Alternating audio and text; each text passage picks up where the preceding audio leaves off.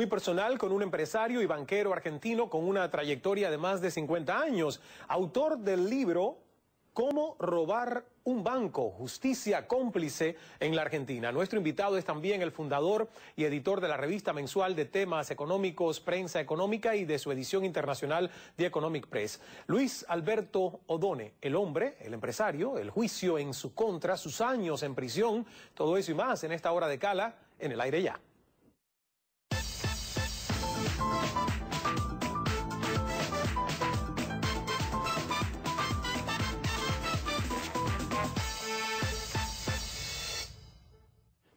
Saludos desde Miami, soy Ismael Cala, bienvenidos. Sus comentarios y respuestas pueden seguir enviándolas como lo han hecho durante todo el día a través de Twitter. Síganos en @CalaCNN y en Facebook con la misma clave CalaCNN. Particularmente hoy que vamos a hablar de Argentina, a los que nos ven desde Argentina o argentinos en otros países del continente, incluyendo Estados Unidos y Canadá, les preguntamos ¿cómo percibes el nivel del costo de la vida hoy por hoy en Argentina? ¿Cómo se refleja en tu bolsillo? Así que contéstanos en Twitter y en Facebook. Y antes de la entrevista, nuestra reflexión. Quienes hayan recorrido las calles de Nueva York y sus tiendas de departamento en busca de las grandes ofertas, a partir de ahora podrán hacerlo también desde Argentina y de manera virtual, porque Macy's y Bloomingdale's, dos de las megatiendas más importantes de los Estados Unidos, llegan a la Argentina y escuchen esto, a otros 90 países más gracias a sus tiendas en línea. Ambas se asociaron con una empresa que provee servicios de comercio electrónico internacional llamado 51 y permite a los clientes de cualquiera de los 91 países seleccionar sus productos y conocer el monto exacto de la transacción, incluyendo los impuestos y el costo de envío. Por cierto que ambas tiendas comenzaron ya a ofrecer una gran variedad de productos dentro de las categorías para hombres, para mujeres, niños, además de carteras, accesorios, baño, dormitorios, zapatos, joyería, relojes y objetos para el hogar, incluyendo electrodomésticos que ya se les pueden enviar desde Estados Unidos a estos 91 países. Y voceros de Macy's han confirmado que no tienen pensado establecerse físicamente en ninguno de esos 91 países que son parte de esta apertura online. Y yo me pregunto, ¿tiene algún significado estar en esa lista de 90 países a los que estas empresas están ahora sirviendo? ¿Es esto acaso una señal de una economía saludable? ¿Qué puede significar, en la opinión de un empresario, no estar en esa lista? Por cierto, que de América Latina los únicos países que no están en esa lista son Cuba, Venezuela y Uruguay. Vamos entonces a dar la bienvenida a Luis Alberto Odone, autor del libro Cómo robar un banco, justicia cómplice en la Argentina. Bienvenido, señor Odone, ¿cómo está? Muchas gracias, un gusto.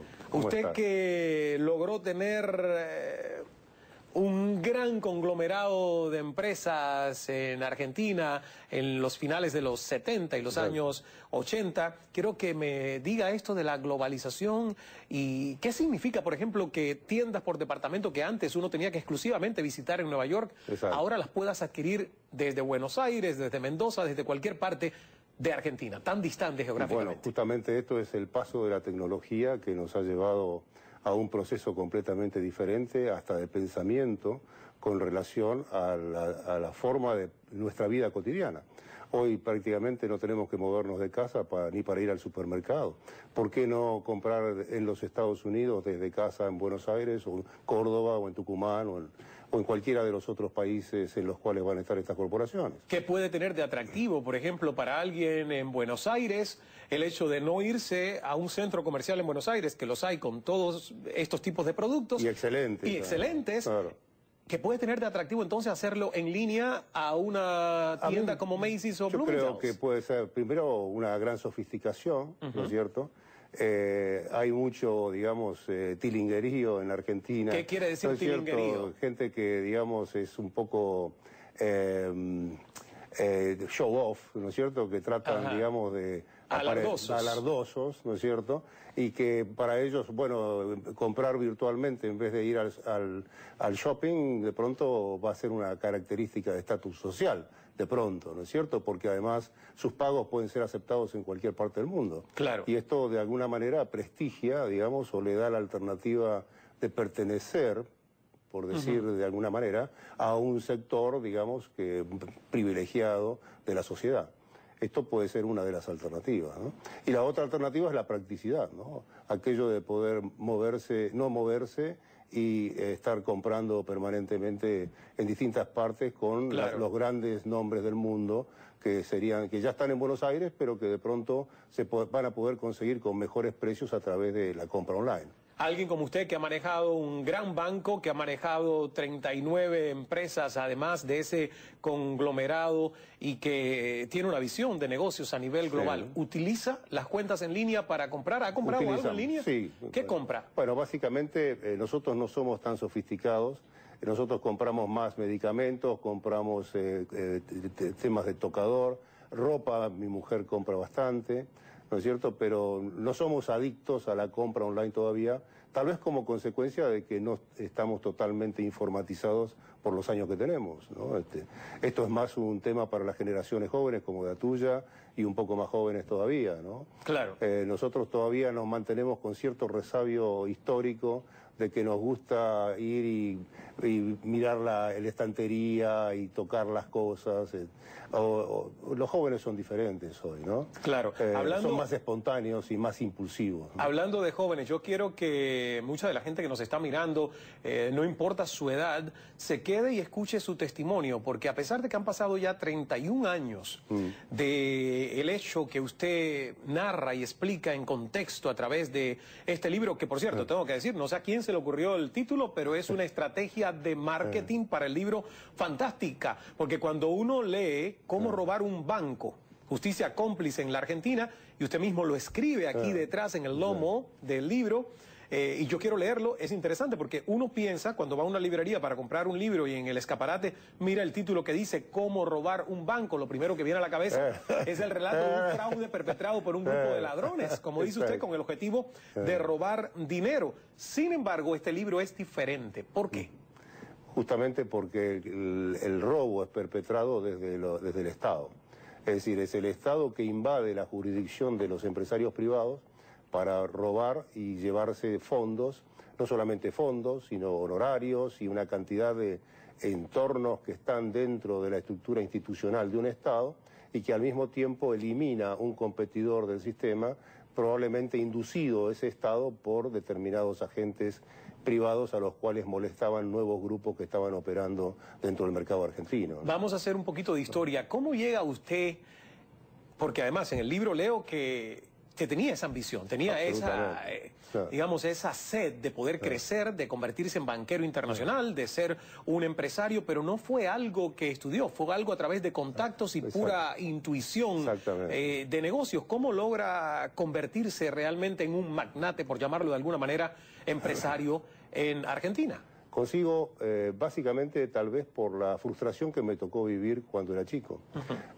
Mi familia sufrió, digamos, un proceso similar al que yo sufrí con la dictadura cívico-militar en el gobierno peronista, de la primera época peronista. Y mis padres perdieron absolutamente todo y quedamos totalmente arruinados. Entonces, habiendo pertenecido dentro de la estructura social en una clase media alta, tampoco era mi padre un magnate, era un militar, digamos, de alta graduación, pero que tenía sus fondos y su fortuna personal que no había sido obtenida con la carrera militar, sino que era heredada de nuestro abuelo, digamos, que era un estanciero del norte de Córdoba que llegó a la Argentina en 1860, 1870.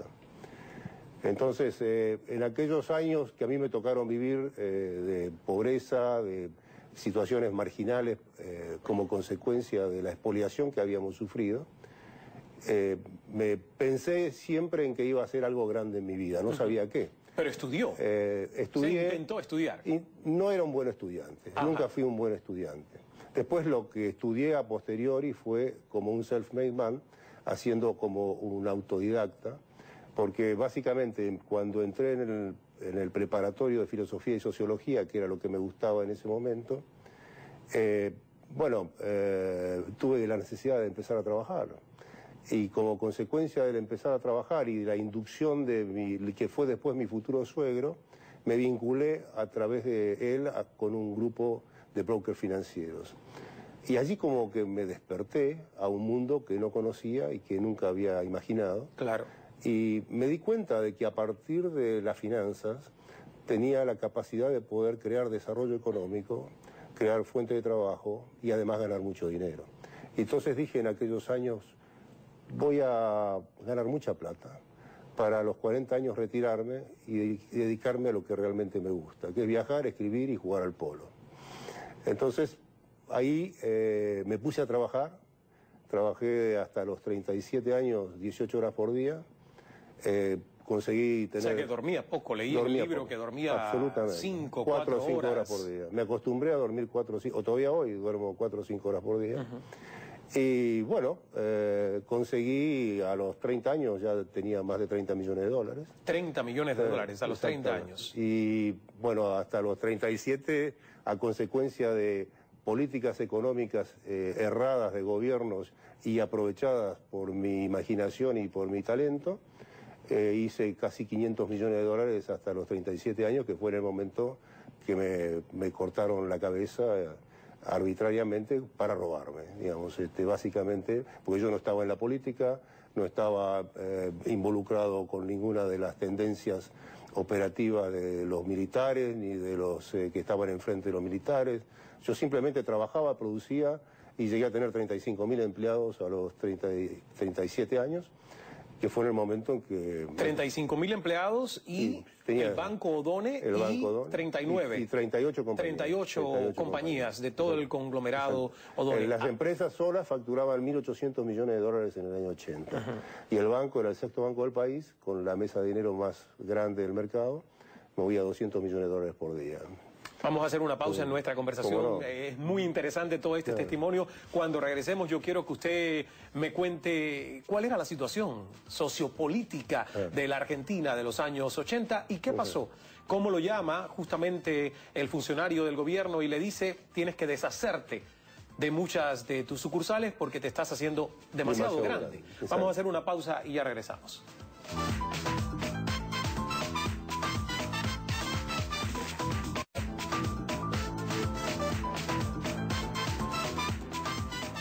Continuamos nuestra conversación con Luis Alberto Odone, autor del libro Cómo robar un banco, justicia cómplice en la Argentina. Quiero leer algunos de los comentarios que nos llegan en las redes sociales. Por ejemplo, Bruce63 dice, soy empresario en Costa Rica y tengo la misma sensación que tu invitado. ¿Cómo compro el libro? ¿El libro se puede adquirir? Sí, pero se está produciendo una segunda edición ahora porque esta se agotó. Y va a estar probablemente en un mes en Amazon, que es donde estoy editándolo. Amazon.com. Amazon.com. O sea que más o menos en un mes... En un mes ya se va a poder la segunda comprar. edición. Exactamente. Y me imagino que actualizada también con los últimos acontecimientos, porque es un caso que aún está pendiente. Exacto. Hay otro comentario por acá también de Audrey Gómez que dice... Otro venezolano más, ¿cuándo harás el programa desde Venezuela? Menos gastos de producción, ja, ja, ja. Audrey Gómez... El jajaja lo digo yo porque creo que no has escuchado que nuestro invitado no es venezolano, es argentino, a no ser que le quieras dar una nacionalidad venezolana y no sé si usted la acepte. En este momento prefiero que no. Bueno, pues es argentino, no venezolano, y ahorita seguiré entonces leyendo algunos de... Una pregunta, bueno, te la voy a hacer. Sí. R. Bazarra... Brock dice, una pregunta, ¿se considera su entrevistado un empresario mercantilista? No sé qué quiere decir con eso.